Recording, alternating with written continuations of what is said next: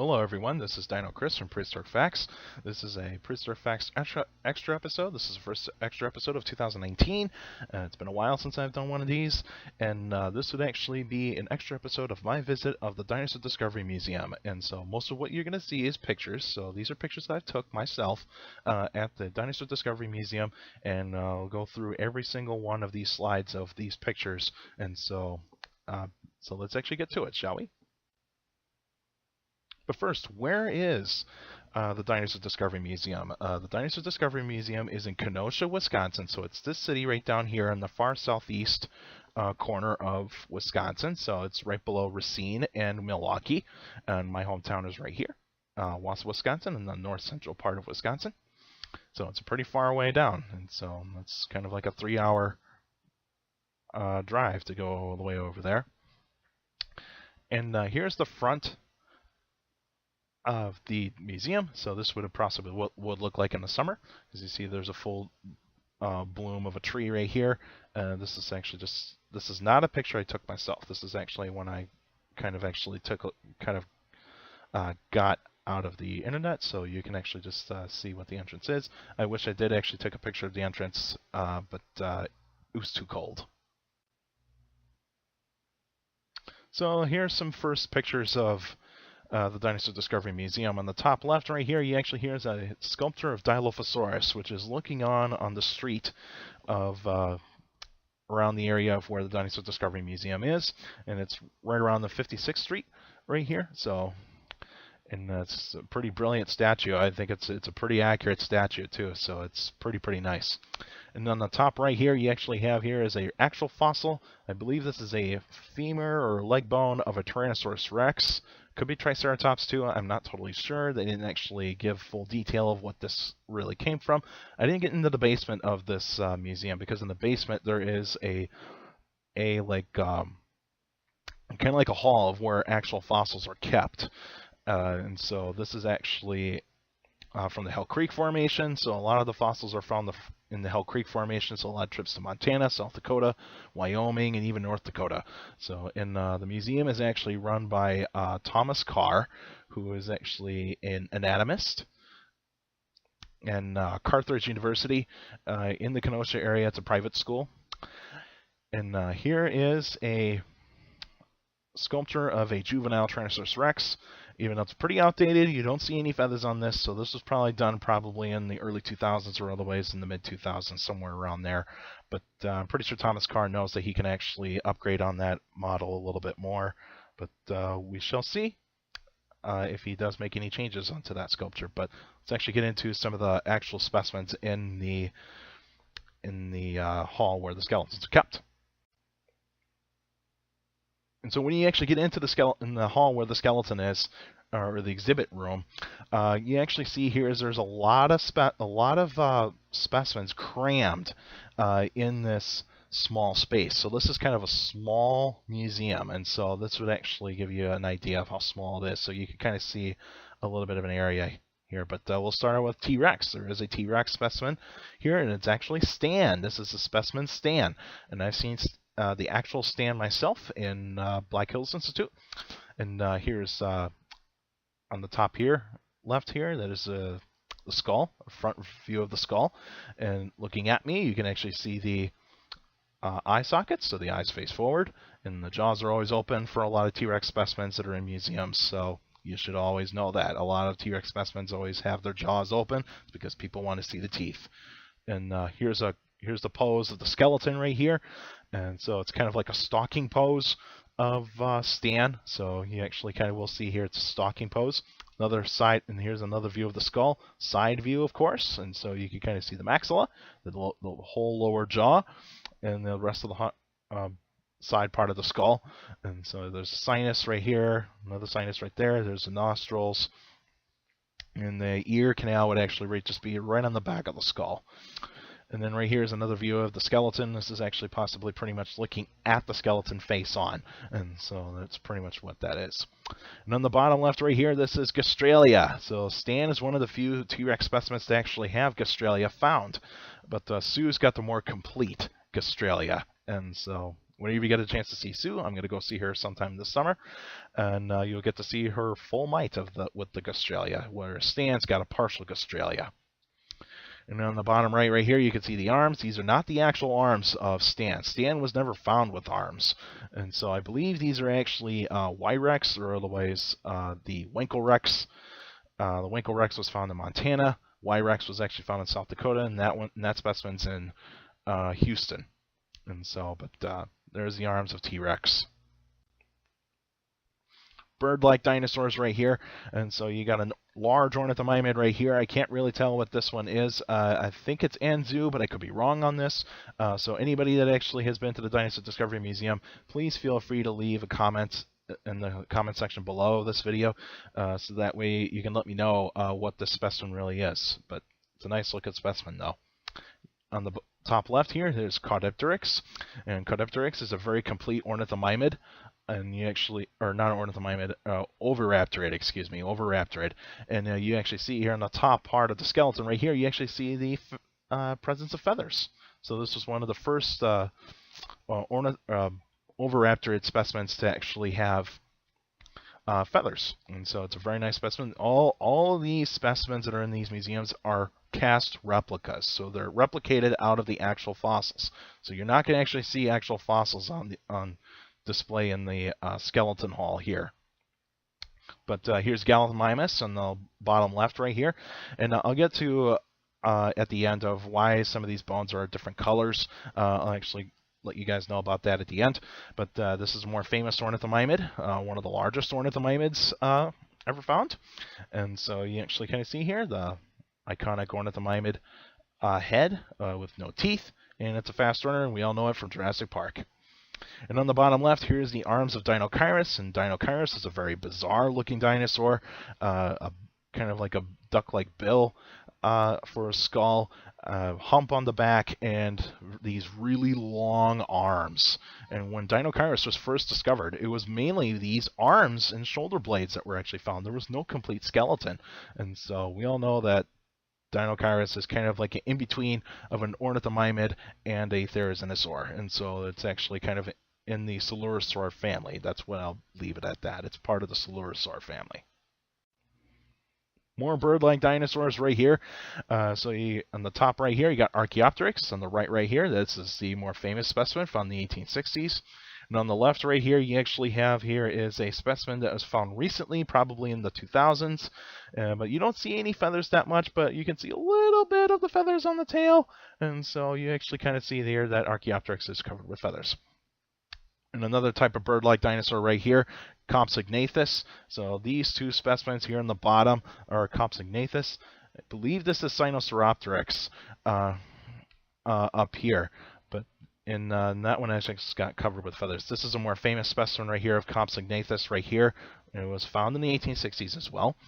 And you actually have here is a out-of-the-rock specimen right here. And we all know them as Compies thanks to Jurassic Park. And here's Allosaurus. So this is the Big Al specimen, the original Big Al specimen.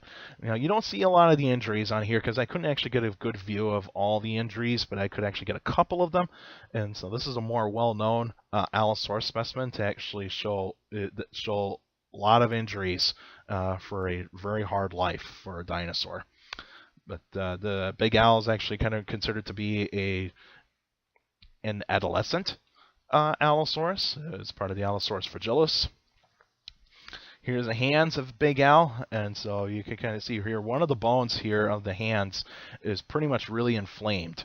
It's kind of hard to tell considering that these are kind of almost not really well done casts right here, but it's actually pretty decent.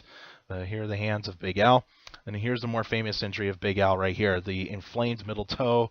And so this is a bone infection that was caused by probably a broken bone that was probably poking out of the skin, and the infection took in. And this is not the cause of death, remind you. This is not the cause of death, but it would actually lead to its death. So probably had this infection for probably months and pretty much just died of starvation or thirst. And you can tell why I say it's kind of the cause of death. Led to cause of death, not the actual cause of death. And here's the skeleton I've always wanted to see. This is Acrocanthosaurus. And so this is a very well-known specimen. And this specimen is also seen in the North Carolina Museum in Raleigh. And so here's the skeleton pose right here. This is a more common pose for Acrocanthosaurus. Here's the skull of Acrocanthosaurus here on the bottom. Sorry about the lights here because they kind of get in the way a little bit in some of these pictures. And here's the arms of Acrocanthosaurus right here on the bottom left. Those are pretty unique arms. And so Acrocanthosaurus is considered to be like the Arnold Schwarzenegger of giant meat-eating dinosaurs, considering it's probably one of the strongest arms of all large theropods. And I want you to take a look at the top right here above the Acrocanthosaurus skeleton right here. That's a harpy eagle skeleton, and you don't get to see those very much, and so that's kind of pretty cool. And there's a model of an ostrich right there, and so yeah, there's a lot of things in here, but Acrocanthosaurus, that was a skeleton I've always wanted to see, and so I finally got to see it. And here's Suchomimus.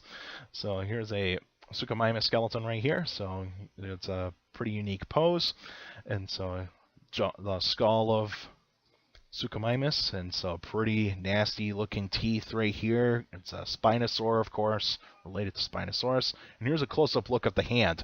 Massive claws on that thing. So this thing could do hefty damage to anything it actually caught. So it's probably mostly a fish eater, just so you know, like most Spinosaurs are.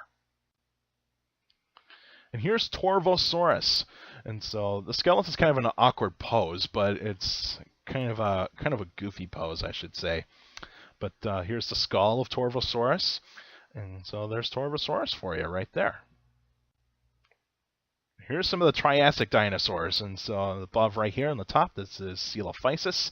This is the pretty famous find right here of Coelophysis in a death pose, and this is a cool looking specimen. Finally, I got to see one up close a little bit more. Bottom left is Eoraptor, a well-known dinosaur, considered to be one of the first dinosaurs to actually ever evolve. And so here's Eoraptor. And then right here is Herrerasaurus. And so this is pretty much kind of like a sitting down pose. And so possibly just kind of giving a rest kind of pose. But there's the Triassic dinosaurs. And here's Carnotaurus. And so I've seen a Carnotaurus skeleton before, and so this is actually kind of a cool looking specimen. It's kind of a running pose. And here's the puny little arms of Carnotaurus. So compare these to T-Rex. Carnotaurus has got very ridiculously small arms compared to T-Rex, and so these arms are pretty much not used for anything, whereas T-Rex probably did use them in some capacity. And here's a Ceratosaurus specimen. This is pretty much a juvenile, because you can tell how small it is. And so in the bottom picture right here, you can kind of see the horn on the nose, and so you can kind of see how delicate the skeleton really is. So this is not a dinosaur that is built for full-on combat. So this is pretty much a dinosaur that is going to take a bite and then get out of the way. And so this is a dinosaur that is not going to actually go head on anybody. So but even though this is a juvenile, so this is probably a little bit more agile specimen. So that concludes the tour of all the photos of the Dinosaur Discovery Museum. Now my thoughts on the Dinosaur Discovery Museum. So mainly what you're going to see in the Dinosaur Discovery Museum is theropod dinosaurs. So this is mainly theropod dinosaurs. So you get from Coelurosaurs, Carnosaurs, Spinosaurs, early dinosaurs, I mean, you name it. And so that's all you're going to see there. There is no herbivorous dinosaurs whatsoever in the Dinosaur Discovery Museum. And not a lot of room for the skeletons, and so these skeletons are kind of bunched up together a little bit, so it's kind of awkward to take pictures there, but it's pretty decent. And also, it's too small. It's too small of a museum, but I mean, that's what all they can do. Pretty much to actually have a museum like that. But I would recommend the Field Museum a little bit more, considering that they actually have more room for you to take pictures and you got specimens there that are just pretty cool to look at. But some of the poses of the skeletons in this museum are pretty decent, pretty good. So great poses like the T-Rex skeleton, Carnotaurus, Suchomimus, Gallimimus, you name it. A lot of them have pretty good poses. The Torvosaurus is probably the one that is pretty awkward. Highlighting and also they were highlighting the missing bones on some of the skeletons on some of those specimens. The reasons why that some of those bones are black, because some of those bones are missing. It's because a lot of those bones, a lot of those skeletons are not complete. And so you actually see in the Gallimimus picture, if you go back at it, you'll see the neck is black. So pretty much the neck was not found of Gallimimus. And Stan, you could tell by the arms, some of the foot bones, and the tail. The tail was mostly black. And how I rate this museum, I give it a 3 out of 5. I'd say it's not as interactive, but the only interactive parts are basically for the kids. You know, like telling you what a paleontologist does. There's a small little area where kids can actually do a little digging for dinosaur bones. They just grab a brush and they just brush off sand to actually find the bones. I mean, that's pretty typical for a interactive dig pit. Now, the next episode would actually be pretty soon. It'll be on Thursday, March 14th, 2019. It'll be a Q&A episode. So if you got any questions about dinosaurs or any other prehistoric life, feel free to email me at dinochrist71@gmail.com, or just go on my Facebook page, Prehistoric Facts with Dino Chris. Like the page, you get your poster questions on the wall or in the comments section.